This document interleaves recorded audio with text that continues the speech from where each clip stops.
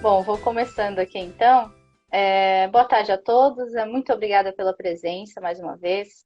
Eu sou a Aline Tavares, assessora de comunicação aqui do ICB USP, e hoje eu vou conversar com o pesquisador Gustavo Cabral de Miranda, para esclarecer alguns mitos sobre as vacinas contra a Covid-19.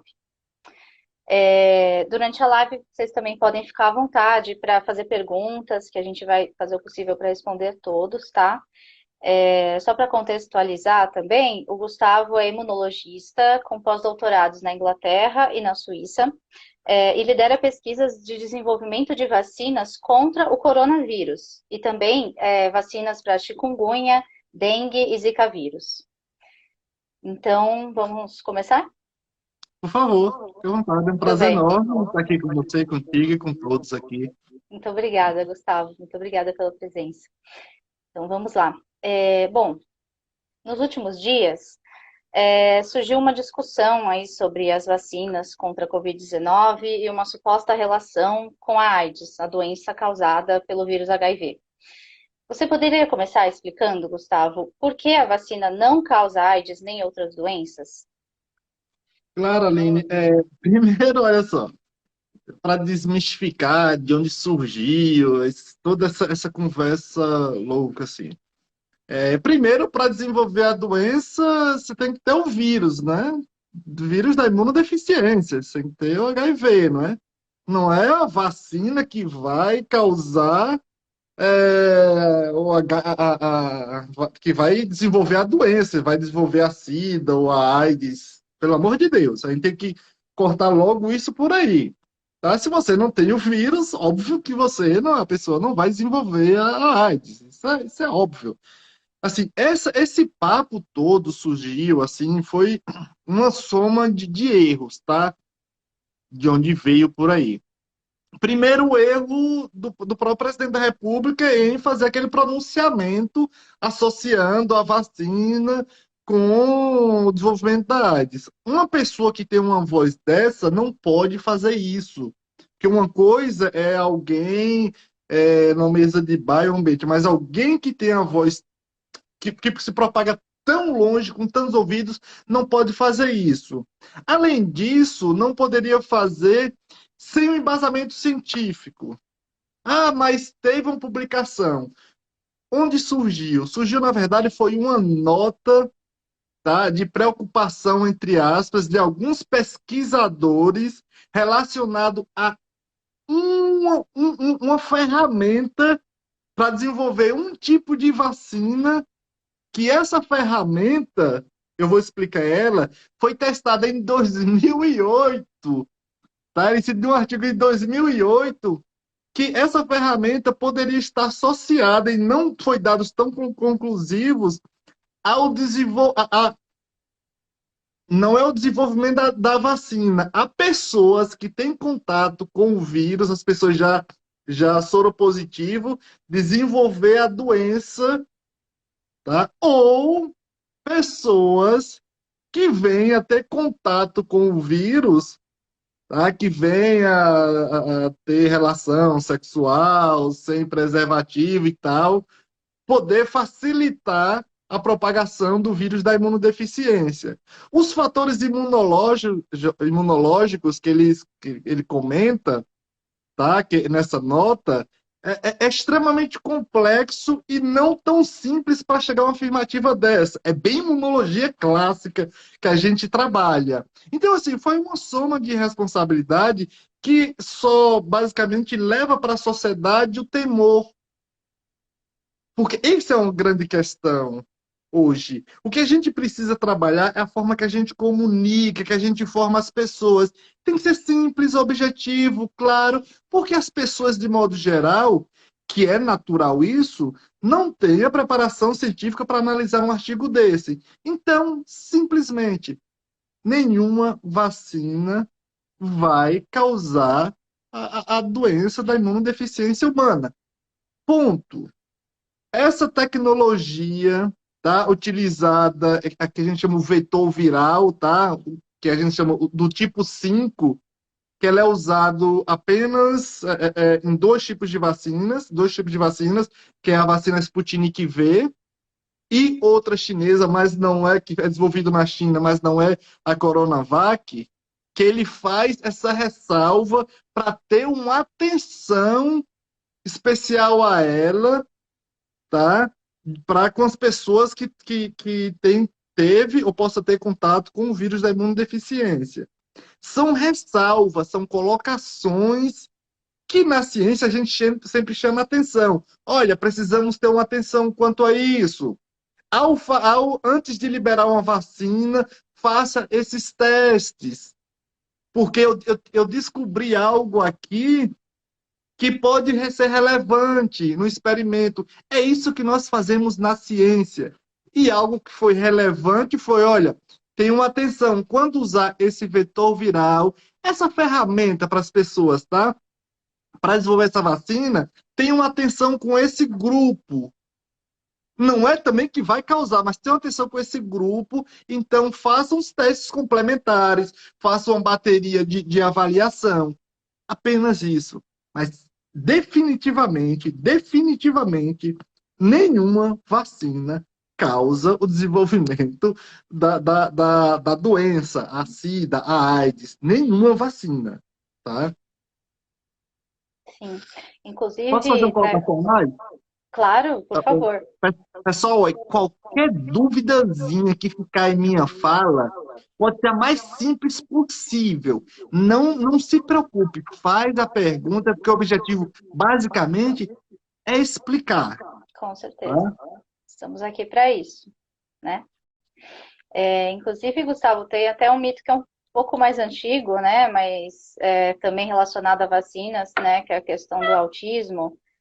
Vacinas causam autismo, né? Que foi algo que já foi amplamente, né, explicado pela ciência, desmistificado, né? E tudo mais. Mas até hoje, assim, às vezes acontece, né? De eu ouvir algumas pessoas falando sobre isso, né? Pois é, e essas coisas nós precisamos ser muito cuidadosos, né? E até esse estudo que associou vacinas ao autismo foi posteriormente retirado pelo viés propositado dos pesquisadores que estavam envolvidos com isso. Olha, pessoal, uma coisa interessante a gente chamar a atenção. Nós seguimos uns rigores muito fortes.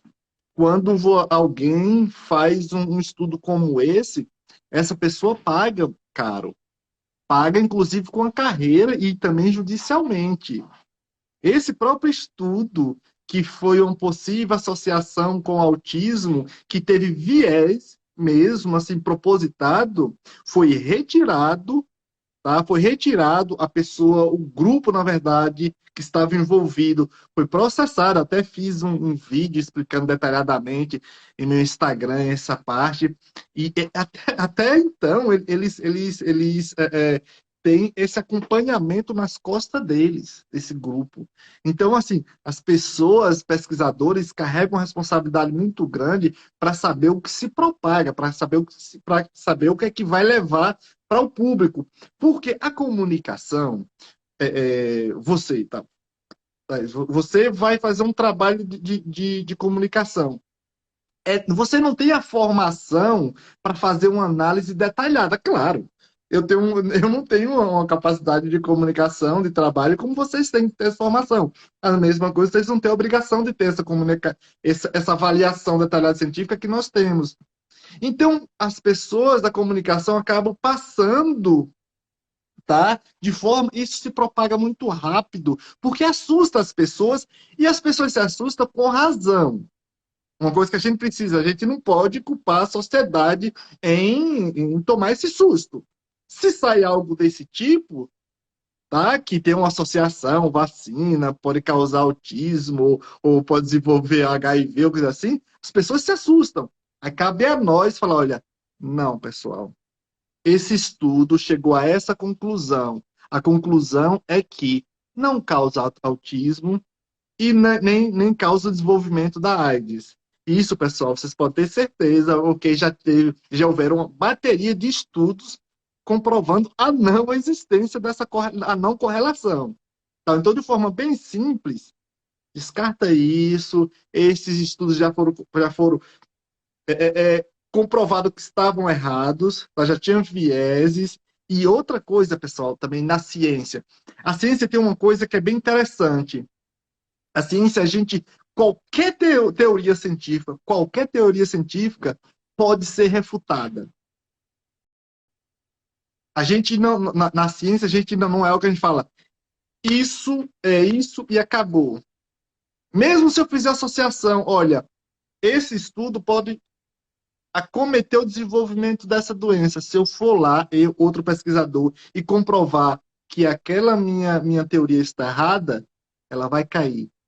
Então, essa teoria, além dela ter sido tendenciosa, além desse estudo, além dele ter sido tendencioso, tá? Porque envolvia vários interesses escusos nessa questão do autismo, houveram vários estudos comprovando que estava completamente errado.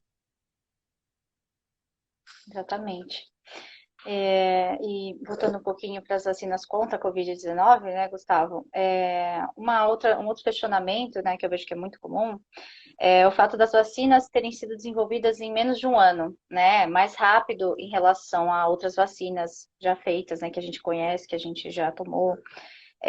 E essa agilidade fez algumas pessoas questionarem a segurança, né, e a eficácia dessas vacinas. Você poderia explicar um pouco sobre isso? Claro, claro. Olha só, no geral, pessoal, assim, no geral, para a gente desenvolver uma vacina, para pegar do zero até chegar ao aplicação humana, realmente demora um tempo enorme. Realmente. Mas olha só, olha algumas características dessa pandemia. Quais foram as vacinas que primeiro chegaram à população? As vacinas de vetores virais. E aí eu posso falar porque boa parte da minha formação foi lá em Oxford, no Instituto Jenner. E a gente estudava esse vetor viral, tá, para construir essa vacina de Oxford, a AstraZeneca, e vários estudos com ele. Inclusive, esse, essa, esse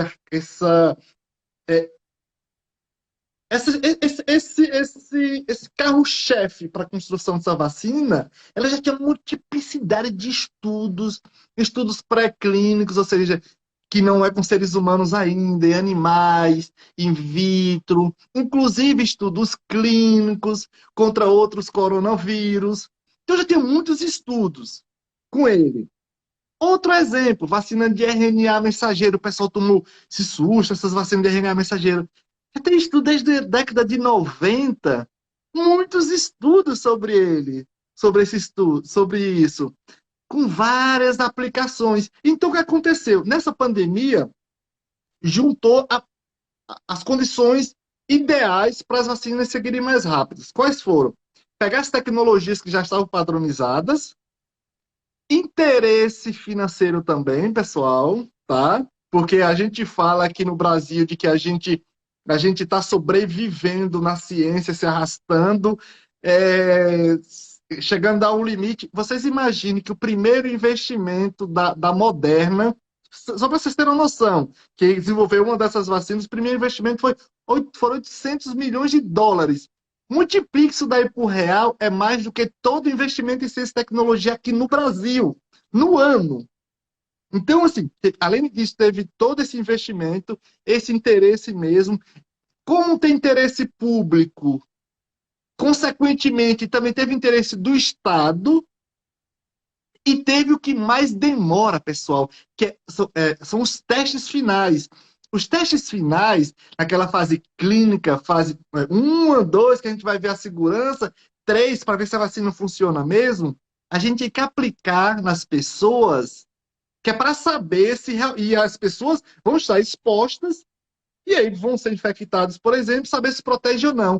Então, essa foi muito rápido porque tinha as tecnologias, tá? Já padronizada. Por exemplo, a Coronavac já é uma tecnologia que a gente utiliza já há muito tempo, então já dava muita segurança. As tecnologias de vetores virais, que aí entra Oxford, Janssen, Sputnik, a de RNA mensageiro, Pfizer e Moderna, e a Coronavac é uma coisa mais estudada. Entrou dinheiro, investimento, Porque aí entra outra questão também. Imagine vocês que vão construir uma casa de 1 milhão ganhando 10 mil reais por mês. Vocês acham que vocês vão demorar quanto tempo? Agora imagine se vocês já têm 1 milhão na conta. Claro que vai ser mais rápido. Agora imagine se vocês têm 1 bilhão. Vocês vão construir uma, duas, três, cinco casas. Teve a questão financeira e teve a questão das condições pandêmicas, que, quando foi feitos os testes, foram mais rápidos, as pessoas foram infectadas. Então, dava para saber se realmente a vacina funcionava ou não. Então, juntou isso. Mas uma coisa pode ter certeza: os rigores científicos nós seguimos. E nós seguimos. E quando não há, nós mesmos, cientistas, vamos bater em cima. Quando não há rigor científico, nós vamos lá escrever tecnicamente falando, ó, não tem rigor científico, então vai ser refutado. Porém, se passar pela Anvisa, se passar pelo corpo técnico da Anvisa, pessoal, pode confiar. Pessoas, políticos, esse blá blá blá, todo passa. Nós passamos, mas as instituições ficam. Passou pelo crivo Butantan, passou pelo Butantan, o jeito que a turma a turma do Butantan, pessoal, vamos fazer uma brincadeira. O pessoal é chato pra caramba. O pessoal da Anvisa é chato pra caramba. Se passar por essa turma, pessoal, tem segurança pra sociedade. Quando? Porque a gente é chato pra cacete pra liberar algo pra chegar pra sociedade. Então, olha, teve todos os rigores científicos e a tendência é que nós melhoremos mais e mais e mais. E o melhor exemplo de que a vacina é eficiente é que nós saímos lá de 3, 4 mil mortes por dia, estamos chegando a poucas centenas e que, se Deus quiser, baixar para dezenas em breve por causa da vacinação. Com certeza, Gustavo. Muito obrigada pelos esclarecimentos. Uma outra questão aqui é a diferença entre cada vacina, né? Como que cada vacina atua no sistema imune, né? A diferença de mecanismos, enfim. Hum, de uma forma assim, nós temos as tecnologias mais antigas, tá? Que é aquela que a gente utiliza para gripe, para febre amarela, para entre outras, que a gente, numa linguagem, olha, para o público escutar isso tranquilo, para os biologistas eles vão me perguntar, vão me perdoar, viu? Basicamente, ou a gente pega o vírus e mata, ou são bactéria tudo bem, ou a gente vai atenuar ele, vai deixar enfraquecido. São as tecnologias mais antigas. Então, isso já nos dá muita segurança para fazer as coisas andarem mais rápido. E é uma dessas tecnologias onde a gente mata o vírus, tá? O vírus não vai se replicar, não vai fazer nada no nosso corpo, é da Coronavac. O que a Sinovac fez foi utilizar a estrutura que a Sinovac tinha, fez uma conexão com o instituto que é referência no planeta, que é o Instituto Butantan. E aí eu vou brincar, pessoal. Em Oxford mesmo, gostava de fazer um monte de brincadeira com os amigos e tal. Na Suíça, sempre mostrava a estrutura da USP, do Butantan. Falava, oh, isso aqui é nosso. O pessoal ficava assim, admirado. E realmente, a Sinovac, com o Instituto Butantan, apostou em tecnologia muito bem conhecida, que eu vou utilizar a expressão vírus morto, tá? Vai lá e faz com que o vírus seja inativado. A expressão mais correta é inativado. Essa é uma tecnologia que já funciona muito bem, que nós utilizamos para outros alvos, tá? Quem é que nunca tomou a vacina da raiva? A vacina da gripe? Então, é uma tecnologia que nós utilizamos, que ela funciona. Eles apostaram em algo que era certo. Porém, você pode perguntar, é algo que então, por que envolver outras tecnologias? Porque essas tecnologias mais padronizadas, elas também precisam ser melhoradas. Elas estimulam o sistema imunológico, mas quando a gente mata, a gente inativa o vírus, por exemplo, o Coronavac, ele perde algumas estruturas, por exemplo, conformacional. A conformação, ela é importante, que dificulta um pouco, tá? A gente estimular o sistema imunológico como um todo. Que é como se fosse o sistema imunológico inato, que nós já nascemos, o adaptativo, produção de anticorpos, ativação de outras células, como células T. Hoje todo mundo sabe falar de células T. Então, assim, dificulta um pouco isso, para a gente montar uma estratégia num todo. Nós precisamos utilizar o que a gente chama de adjuvantes, o mais utilizado, o mais antigo, a base de alum, Mas uma coisa importante, pessoal, quando alguém vir falar que vocês estão tomando lá ferro, alumínio e tal, não é o metal, não, é o sal, tá? Então, é o sal de alumínio, não é o metal. Olha, vai causar algum problema. Não, é o sal. Isso é diferente. Então, você estimula, mas não estimula de uma forma tão completa, mas extremamente segura e gera um padrão de resposta muito boa, tá? Porém, entre as inovações com esse chamado RNA mensageiro, basicamente, é que faz, pessoal? Para a gente produzir a proteína para desenvolver a vacina, aqueles componentes fora do corpo, é muito difícil. A gente faz, mas é uma mão de obra danada. Qual foi a sacada disso daí? Eu vou utilizar nossa própria maquinaria do corpo para produzir uma proteína nas melhores condições. Vai lá e coloca o RNA mensageiro em nosso corpo. Só que o RNA mensageiro por si só, ele vai ser fragmentado. Bota ele numa cápsulazinha de gordura, chega em nossa célula, produz a proteína de nosso interesse. É que é um pedaço do coronavírus, que é aquela chave para o vírus entrar na célula. O vírus fora da célula é um lixo biológico. Então, o que é que ele faz? A gente organiza esse RNA mensageiro para que ele estimule o sistema imunológico de forma mais completa. Então, essa foi uma sacada muito boa que começou lá no início da década de 90.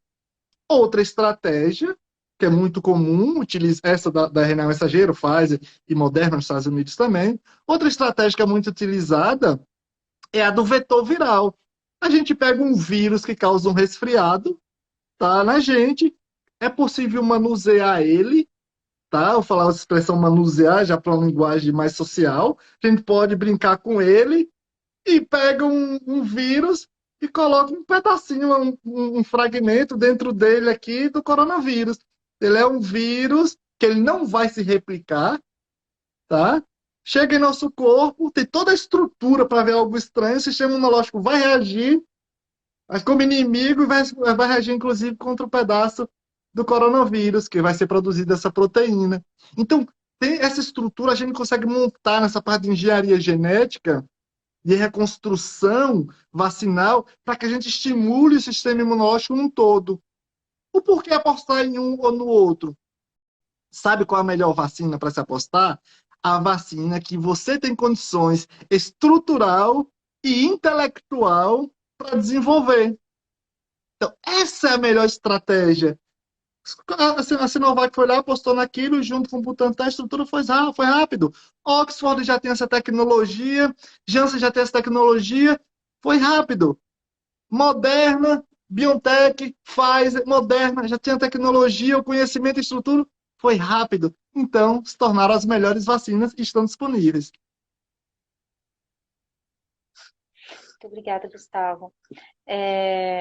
E tem uma outra dúvida muito frequente, né, também, sobre pessoas que tomaram a vacina e mesmo assim se infectaram, ficaram doentes, porém com sintomas leves, né?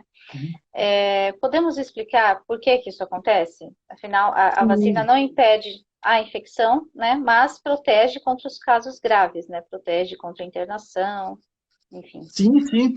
Se você observar já pelo próprio nome da vacina, a vacina é vacina contra o coronavírus ou contra a Covid-19? A vacina é contra a Covid-19. O coronavírus ou SARS-CoV é o vírus. A Covid-19 é a doença.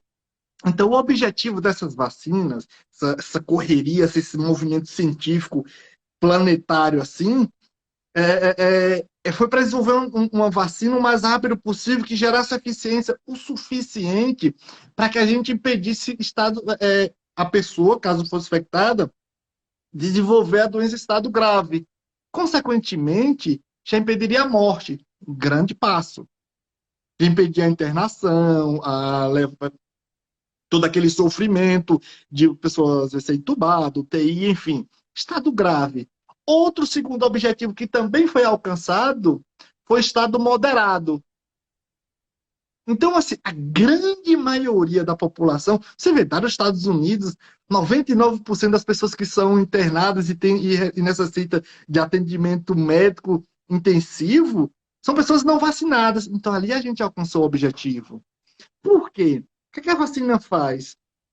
Ela não impede da gente, por exemplo, quando tem em contato com o vírus às vezes pode infectar a célula, nossas células, pode entrar em nossa célula. Mas ele não entra com aquela quantidade enorme que tinha antes. Às vezes você toma, porque a vacina está ali protegendo. Algum vírus pode escapar. Então, pode acontecer dele se replicar, mas não vai aumentar a carga viral. A carga viral não vai ficar muito alta. Consequentemente, ele não vai desenvolver a doença.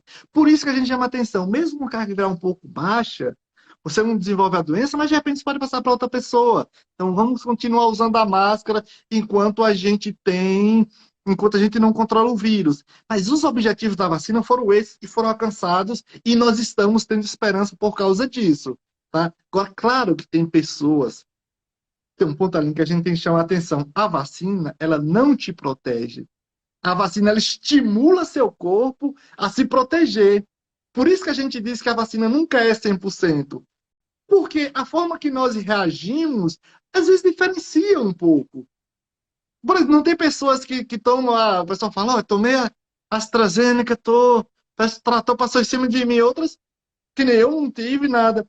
Eu falei, um vírusinho do resfriado que causa uma coisa bem simples. A mesma coisa, a vacina, a gente estimula o corpo e na grande maioria ele responde muito bem, mas nunca é 100%. Por isso, as pessoas têm alguma deficiência imunológica, pessoas mais velhas que têm outras doenças, por exemplo, Agnaldo Timóteo, entre outras pessoas famosas que vieram a óbito que já estavam vacinadas, exatamente por isso. Que tem outros fatores que, infelizmente, a vacina não foi suficiente para estimular nosso sistema imunológico a se proteger. Mas, na grande maioria, sim, a vacina protege contra a doença.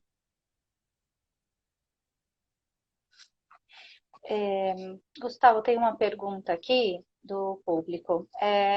Doutor, vamos ter que tomar todos os anos essa vacina? Nós ainda não podemos fazer essa afirmação. Tá? Nós não podemos afirmar isso ainda. As pessoas perguntam muito qual a durabilidade da proteção imunológica. Eu até brinco, graças a Deus nós não sabemos ainda. Nós temos alguma noção de algumas vacinas que têm a durabilidade maior, por exemplo, de RNA mensageiro, outras têm a durabilidade menor, que a gente já está dando a dose de reforço para aquelas pessoas mais velhas, mas ainda é cedo para fazer essa afirmativa. A afirmativa hoje que nós tentamos levar para a população é: vamos pensar nesse momento. Tá? Qual é esse momento? É que a gente tem as 2 doses, ou seja, a imunização completa de toda a população. E para aquelas pessoas que o Programa Nacional de Imunização oferecer uma dose de reforço, que vá buscar essa dose de reforço, porque é o que nós temos estudado, nós temos categoricamente falado, olha, isso precisa. Agora, o objetivo desse ano é controlar a pandemia. Os próximos passos, se nós vamos precisar tomar do ano em ano, 2 em 2 anos, 5 em 5 anos, isso vai acontecer no momento certo. Hoje é pouco precipitado a gente falar, olha, vai ter que ser todos os anos. Vai ter que ser com vacinas diferentes ou com vacinas iguais. A ciência está mostrando caminhos que a gente, de repente, pode alterar. Tá? Então, hoje é precipitado fazer essa afirmativa, tá? Mas se for necessário, nós vamos tomar. O que é necessário hoje são as 2 doses, algumas pessoas com dose de reforço, e a gente vai controlar a pandemia. É isso aí. Tem mais uma pergunta aqui, Gustavo, sobre quem tomou a primeira dose da AstraZeneca e a segunda dose da Pfizer. Se tem Então, a dúvida aqui é se tem o mesmo efeito. sim, olha só, vocês lembram, pessoal, que eu falei, ó, lá da fase, do RNA mensageiro. O que aquele RNA carrega? É uma informação ali daquela coroazinha do coronavírus, que é a chave para entrar na célula. A AstraZeneca, que utiliza um vetor viral, que é um vírus, causa um resfriado, até em chimpanzé, não é nem em seres humanos, carrega uma informação do coronavírus, que também é aquela informação da chave, da coroazinha, por isso que a gente fala coronavírus, é coroa mesmo. Então, são carros diferentes carregando a mesma informação do coronavírus. Então, hoje, nós já temos dados suficientes. Antes, eu sempre, quando o pessoal perguntava, eu falava: espera, calma lá, não vou inventar a história, não. deixa a gente obter dados que nos dê segurança. Hoje nós já temos muitos dados que, além de ter essa funcionalidade das duas coroazinhas, elas são extremamente seguras fazer a junção dessa vacina, intercambiar, usar a expressão misturar as vacinas, tendo a primeira dose com uma e a segunda dose com outra, funciona muito bem e nós já temos muitos dados científicos em diversos países do mundo, inclusive aqui no Brasil, de que elas também são seguras. Além de eficientes, também são seguras. Perfeito. Bom, enquanto não chegam mais perguntas aqui do pessoal, Gustavo, você poderia falar um pouquinho sobre a importância da vacinação nesse contexto, né, no controle da pandemia? A gente está vendo aí que os casos estão diminuindo, né, as mortes estão diminuindo, tudo isso aí é um reflexo da vacinação em especial, né, mas também da continuação das medidas de proteção, né, do uso de máscaras, do respeito ao distanciamento social, né? O que eu queria saber é quais são as perspectivas para o próximo ano, agora que a vacinação está avançando bastante no país. Nós temos uma questão que são bem interessantes aqui no Brasil. Às vezes, pessoal, a gente opta de criticar bastante, e tal, mas tem um ponto que nós somos muito bons, que é a capacidade de vacinar. Além disso, nós temos uma questão que é através do Programa Nacional de Imunização, o PNI, não é? Que a gente busca a equidade nacional. Um estado não pode ser muito, não pode entrar em alguém com 60%, o outro com 30% vacinado. Algum estado, tal. Tem que estar sempre buscando aproximação. Isso leva à compreensão da gente que a vacina é muito mais do que uma questão individual, uma questão coletiva. E o coletivo ele sempre vai se sobrepor ao individual. O Gustavo não pode ter um desejo que uma nação inteira vai ter que tá submissa. Então, é sempre coletivo. A ação de vacinação ela é coletiva. Então, consequentemente, o resultado vai virar para todos. O que é que acontece, Aline, para esse. Tem um exemplo que é muito perfeito para a gente usar, que é comparado o Brasil e os Estados Unidos. Numa pandemia, a gente precisa entender não apenas com a questão local.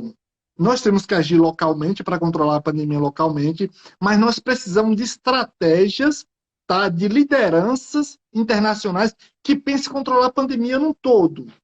Caso contrário, a gente sempre vai estar com aquele medo, numa linha tênue, que se vão surgir novas variantes, que podem escapar da vacina. Por que os Estados Unidos? Porque enquanto nós buscamos equidade aqui no Brasil, que é padrão nosso, tá? Nos Estados Unidos, que eles tinham 4, 5 mil mortes por dia, baixaram, mais 4 mil mortes por dia, baixaram a menos de 300 mortes por dia e voltaram a quase 2 mil, sendo que eles já têm até já tem um percentual de vacinação ainda maior do que o nosso. Por quê? Porque lá os estados lá então, assim, os estados aqui é federalizado. Lá o estado tem muito mais tem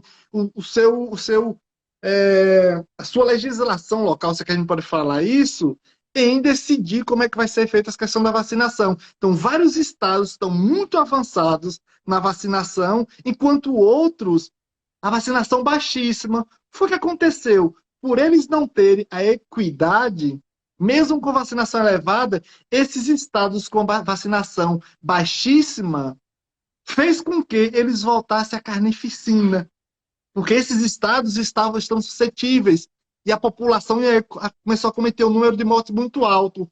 Isso é o exemplo perfeito para a gente observar o mundo.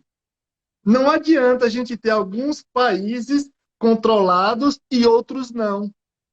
Porque, por exemplo, pode ser inclusive possibilidade de oferecer os corpos, que basicamente é isso que o vírus quer, corpos para gerar mutação, novas variantes, que pode inclusive atrapalhar o controle daqueles países que fizeram isso. Então a vacinação é uma questão coletiva e buscar sempre a equidade para a gente controlar a pandemia. Até a gente controlar, a gente precisa manter o uso da máscara, essas questões não farmacológicas. Para, se Deus quiser, o ano que vem, a gente está com muito mais tranquilidade, sem essa tensão toda. Mas a gente vai estar sempre de olho aberto para a gente poder controlar aqui e também está exigindo de lideranças internacionais, está conseguindo controlar em outros países também. Com certeza. Gustavo, você comentou sobre variantes, né? Uma população vacinada também ajuda a diminuir o risco do surgimento de novas variantes? Sem sombra de dúvida, sem sombra de dúvida. Porque, basicamente, o que o vírus precisa é de corpos para gerar mutação e, consequentemente, gerar novas variantes, tá? Dependendo da mutação. Tem algumas teorias que comentam sobre pessoas vacinadas forçam o vírus a gerar novas mutações, variantes, mas mesmo assim, como eu falei, a vacinação é uma questão coletiva, não é questão só individual. Quando uma população está sob controle, mesmo surgindo um foco de doença em um determinado lugar, a gente já desenvolveu outras estratégias, além das vacinas, por exemplo, medicamentos, por exemplo, o soro contra o vírus, como está sendo desenvolvido e testado agora em seres humanos, já liberado pela Anvisa, aí para o Butantan está fazendo já testes, aqui no Butantan, na verdade, fazendo testes. Então, a gente vai lá e abafa. Tá? Então, a vacinação é coletiva. Quando a gente faz isso, o surgimento de novos focos de doença através de novas variantes tende a diminuir muito mais, porque a gente meio que não vai dando oportunidade. Outro ponto também, Aline, é que a questão não é só mudar a vacina. Mudar a vacina, nós alteramos ela rapidamente. Se surge uma nova variante, a gente altera a vacina. A questão não é de alterar a vacina, a questão é o gargalo de produzir. No meio de uma pandemia em que todo mundo está precisando, é muito complicado a gente produzir de uma forma que leve para a população inteira ao mesmo tempo. Então, se surgir uma nova variante, a gente muda a vacina e vai contra o vírus. A questão não é mudar a vacina e produzir 7 bilhões de doses. Aí é complicado. Então, tem vários viés que o objetivo é: vamos controlar a pandemia. Se o vírus muda, a gente muda. Se o vírus altera aqui, a gente altera. Se surge uma doença aqui, a gente vai lá e abafa. Por isso que essa vontade tanta nossa de vamos controlar essa pandemia, pelo amor de Deus. Obrigada, Gustavo. Chegou aqui mais uma dúvida. Boa tarde. Quem toma a segunda dose atrasada está protegido? Está sim. O objetivo, pessoal, que a gente pede para seguir sempre as orientações é porque, olha só, se nós fizermos os testes certinhos, olha, são 4 semanas. O mais indicado é que tome em 4 semanas. Mas isso não quer dizer que se você tomou em 6 semanas, isso não vai funcionar. Vai funcionar. Mas muitas vezes você ao invés de tomar em 4 semanas, tomou em 4 meses. Pode acontecer da eficácia não ser mais a mesma. Por isso que a gente orienta, vá, faça as coisas certinhas, porque é o que nós temos de comprovado. Agora, por exemplo, uma vacina que dá um gap, lá, dá um intervalo de entre 4 semanas e 3 meses, mandou você ir na quarta semana, você foi na oitava. Não, isso daí já tem estudos comprovando que funciona. Mesmo um pouco atrasado, vá buscar sua segunda vacina, pelo amor de Deus. O importante é tomar as 2 doses, né, Gustavo? Tem que ser. Então, de preferência na data certinha. Mas Sim. caso tenha atrasado mesmo assim, vá, pelo amor de Deus, vai lá. Mais uma pergunta aqui da Carla. Sobre as últimas notícias de novos casos na China, no Reino Unido, será outra onda? Esperamos que não. Esperamos que não, porque é por isso que a gente fala tanto. A pandemia é uma questão global. Por isso que a gente precisa de inteligências, tá? De lideranças com padrão de inteligência de interação. A pandemia nos obrigou a ser o que nós somos. Tá? Nós evoluímos porque nós somos seres sociais. Entende? Então a gente nos obrigou a fazer isso. Tem que ter essa interação para que não gere esses disparates. Tá? Enquanto um país controlou completamente, o outro está lá que na África, o continente, tem 5% da população vacinada. Isso é um disparate muito grande. Entende? Então, como a gente vai pensar em ter paz na vida enquanto a gente vê um continente inteiro suscetível? Pode surgir mesmo novas variantes que venha a deixar a gente, que venha aterrorizar o mundo. Mas nesse momento, não. Nesse momento, o que acontece? A gente precisa ter uma atenção com os nossos países, tá? Exigir de que tenha essa necessidade, por exemplo, através da OMS, dessa possibilidade de redistribuição das vacinas, mas nós não podemos afirmar que nós vamos ter uma nova onda, nem também podemos simplesmente falar não vai ter. Nós estamos num momento de conforto e responsabilidade.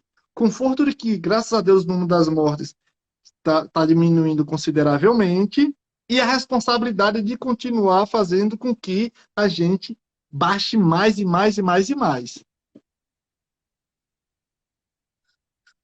Obrigada, Gustavo. Eu tenho mais uma dúvida aqui. Você acredita em um controle total da Covid-19?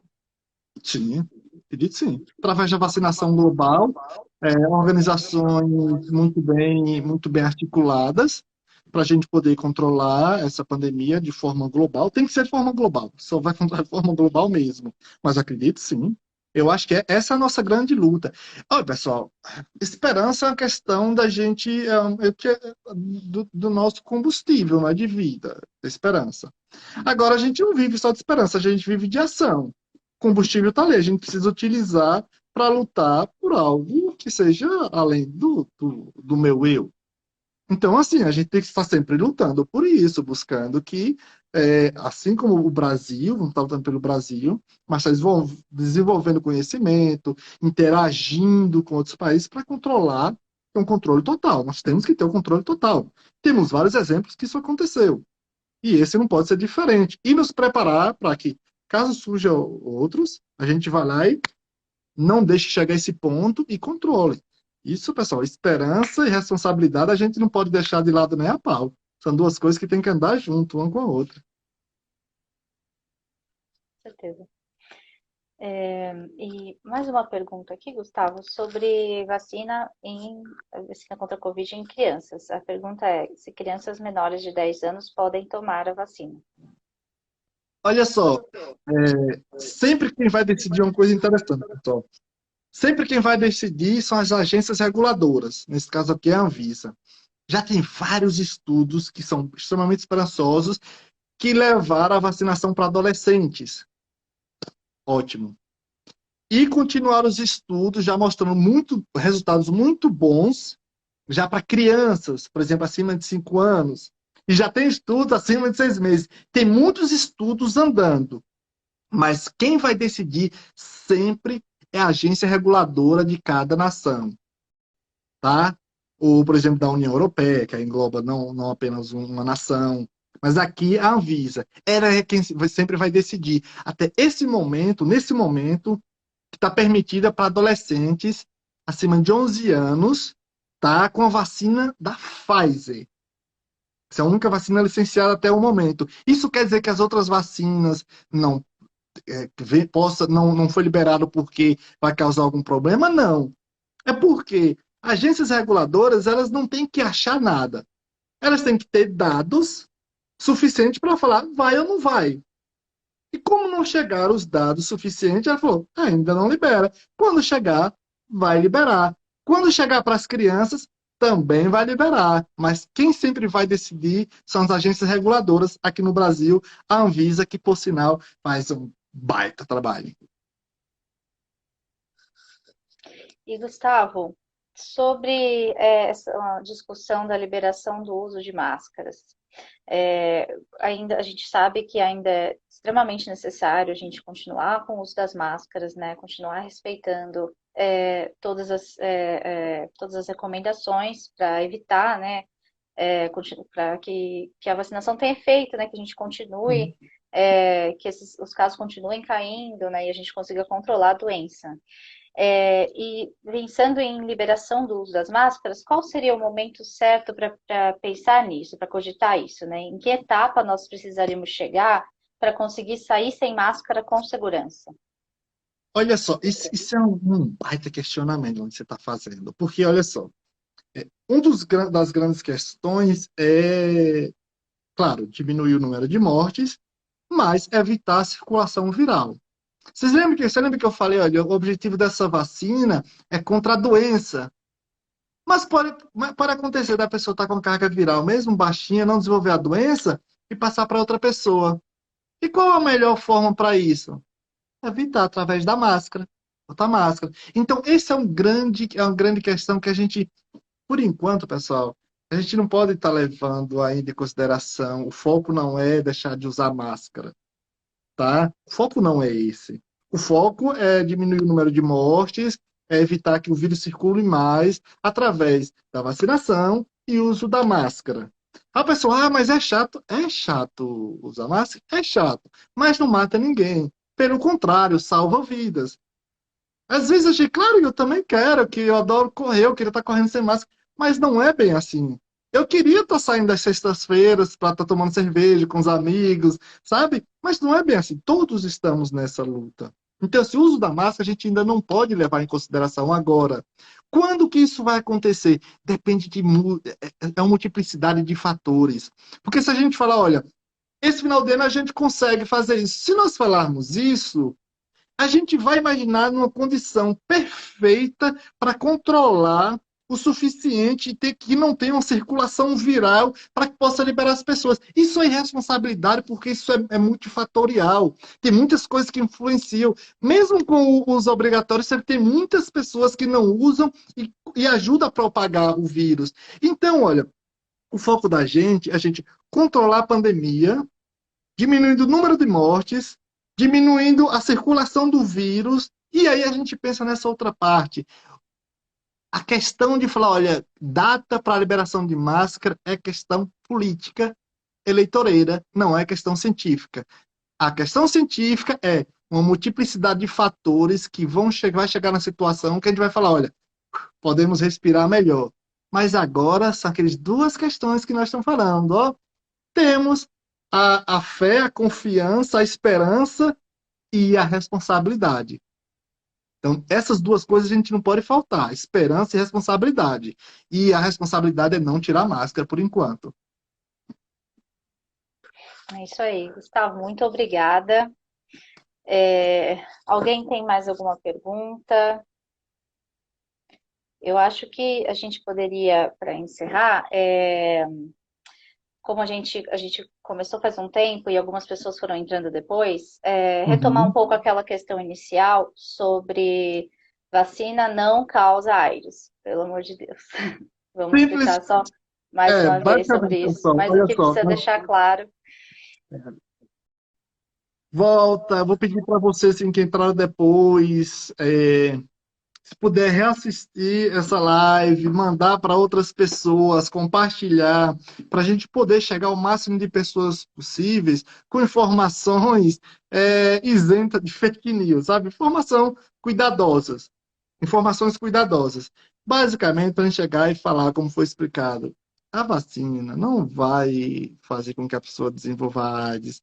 A vacina não vai fazer com que você desenvolva, a pessoa ou a criança desenvolva autismo.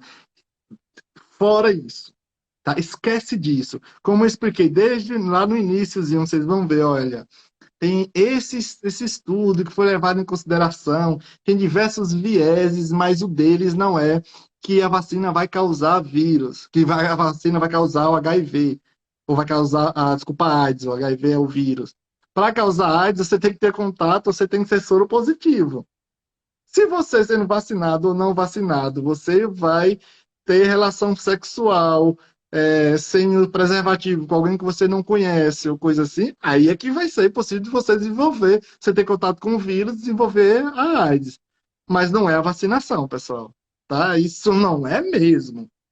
Tá? Então, assim, o objetivo da gente é vacinar, questão positiva, e continuar cuidados, claro, com outras doenças, inclusive para evitar a obtenção, a infecção com o vírus da imunodeficiência humana. Gustavo, só tem mais uma pergunta aqui que chegou. É, Claro. é a seguinte, ó. Já existem estudos que monitorem a resposta imune envolvendo outras doenças adormecidas? A ativação do sistema imune pela vacina poderia estimular o aparecimento dessas doenças autoimunes? Tem vários estudos fazendo essa questão da associação com doenças autoimunes, por exemplo, Guillain-Barré ou algo assim. Isso a gente já faz, não faz só depois que foi licenciado, não, pessoal, a vacina. Já faz antes. Porque, assim, o que acontece é o seguinte, a vacina, ela tem sempre o limiar, tá? Quando a gente está vacinando, estimulando o sistema imunológico para produzir uma resposta contra aquele alvo que a gente quer, por exemplo, contra a coronavírus ou outras doenças, tá? Ou outros vírus, outras bactérias, outras doenças, a gente tem que estimular o sistema imunológico ao ponto dele não desequilibrar. Ele tem que gerar uma resposta, mas ele não pode desequilibrar, para que não gere outras doenças, como se fala doença adormecida, doença autoimune, enfim. Então, isso a gente já faz, já desde o princípio. A gente vai vacinar. A gente é sempre, pessoal, uma coisa, vamos brincar um pouco de cientista.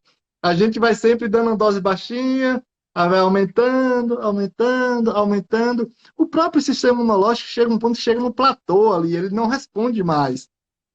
Às vezes se você der dependendo da dose, ele não vai ter aquela resposta muito maior.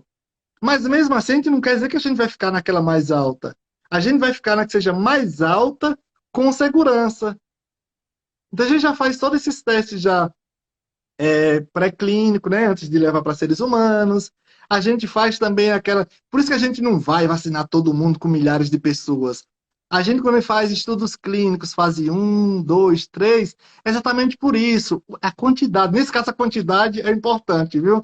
Aquela fase 1 que a gente testa com dezenas de pessoas, fase 2 que a gente testa com centenas, até aquela fase 3 que a gente vai para milhares. Além dos objetivos diferentes, também tem esse, um deles é esse, saber a segurança. Então a gente sempre está fazendo isso. E mesmo assim, depois de licenciado, tem um acompanhamento, uma observação, caso surgindo algo para saber se tem associação com a vacina ou não. Isso é contínuo.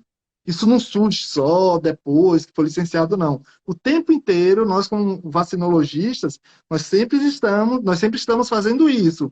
E como imunologista, a gente está sempre adentrando nesses viés do sistema imunológico, para poder ter a segurança, tá?